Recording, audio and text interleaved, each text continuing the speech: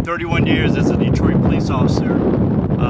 Worked many police details here at the old Tiger Stadium, and I appreciate the men and women who have preserved this spot here for us Detroiters and others who want to come back and just remember the good days here with the Tigers. With bated breath, waiting for my mom to get home from working midnights, and then gathering up me and 4 or 5 of my younger brothers, catching the bus cross town to come down to Tiger Stadium, wait in line to get to the bleacher seats, which for us, it was like sitting in a box seat.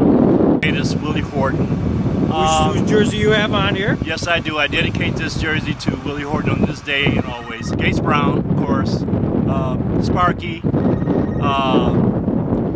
guys like Jake Woods, and of course, who can leave out Alan Trammell and Lou Whitaker. That was my position as a baseball player, second base. Norman Cash, Al Kaline, Mickey Lolich. It just goes on and on and on. Well, I remember bringing my son to one of the Tiger games, and we were blessed to get a chance to sit in reserve seats. And he was about 8 years old.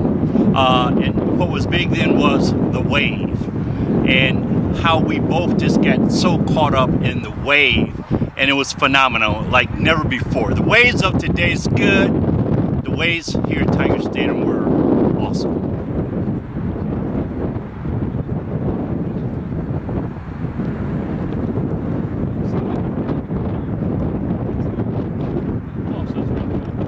Couldn't help but notice your tattoo here.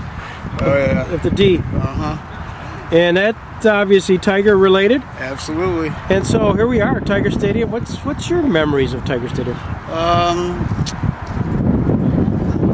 Seeing a whole bunch of home runs go over the roof, which is pretty nice. Norman Killebrew, Norm Cash, Jason Thompson, Cecil Fielder. I've seen all of them go over the roof. It was I don't know, so many. The first baseball I ever caught here. Among the hundreds, left field line and third base were the best place to catch them. Last game, when everybody come running out, Gibson slid about 25 feet. Just the memories. And then I was here when they were tearing it down, and it just brought a tear to your face watching that. But I love the place. It was, I knew it like the back of my hand. I don't know if you remember Herbie. He used to brush the field, and he'd wave his hat, and the Tigers, and then he'd dance and stuff. And there was a spot just outside the Tiger locker room where he signed his name. And the last couple of years, they started giving tours, and some lady was talking, and she says that someone asked her, when did Ernie Harwell play? And he played here in the 30s. And I went, excuse me, Ernie did not play here. He's been the announcer since the 50s. And she's like, oh, okay. And then I showed all the people on this tour where Herbie signed his name in the cement. I don't know, it should still be up. It should be a museum, a national monument.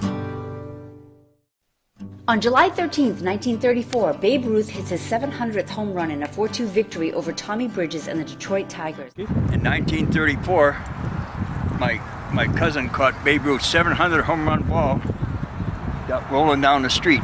Really? And it's in a book here, and I'll prove to you that. Yeah. And they brought him inside. Usher was chasing him. He said, what did I do? I just picked up a ball.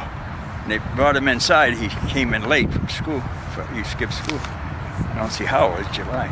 And they brought him in, and Babe Ruth said to Gary, give the kid $20, I ain't got no money on him. So the kid lived on Illinois in 7 Mile, and once in a while, a couple of times, Babe Ruth would take a cab over there before the Yankees played and give him tickets to today's ball game to make up for that lousy $20. Years ago, my grandson and I went on the street, we reenacted it. Oh, no kidding. He rolled the ball down there, and I grabbed it. Now, Yeah, I was grabbing it there. How nifty.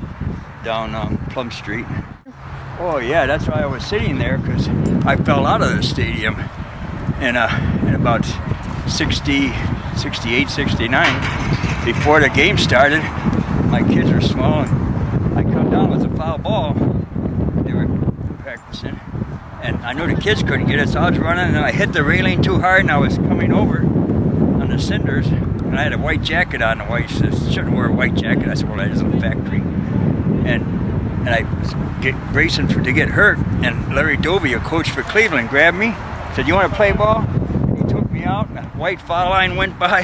He took me out near a second, and then brought me back, and he said, now here, stay there. I'm the lady in blue. J.P. McCarthy gave me that name so I didn't have somebody to talk baseball with. And he'd put me on the air and say, okay, your thoughts on thus and so. Then he'd go get a cup of coffee. There were two DJs in the world in the 60s. Wally Phillips in Chicago and J.P. McCarthy in Detroit. There was nobody in their league. So you would be asked baseball questions, huh? Well, I just, it's hard to say. I was expected to be up to date on everything. I remember getting in a lot of trouble one day when I had the wrong guy catching the game.